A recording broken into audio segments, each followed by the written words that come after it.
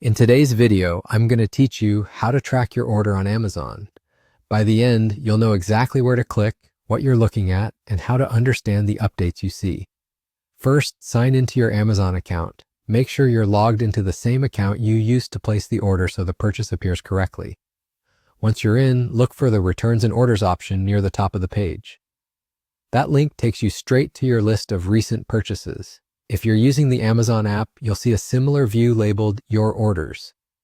The layout can look a little different on desktop versus mobile, but the information is the same. On the Orders page, you'll see each item you've purchased along with a status such as arriving today, out for delivery, or not yet shipped. Find the order you want to follow. Right next to it, you'll see a button that says Track Package. Click that. The tracking page is where all the useful details live. Here, you'll see the current status of your delivery, whether it's shipped, in transit, or out for delivery today. You'll usually get an estimated delivery date or time window, and sometimes a live map appears when the driver is nearby.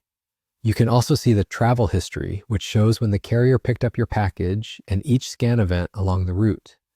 If your order was split into multiple shipments, each package will have its own Track Package button and its own timeline.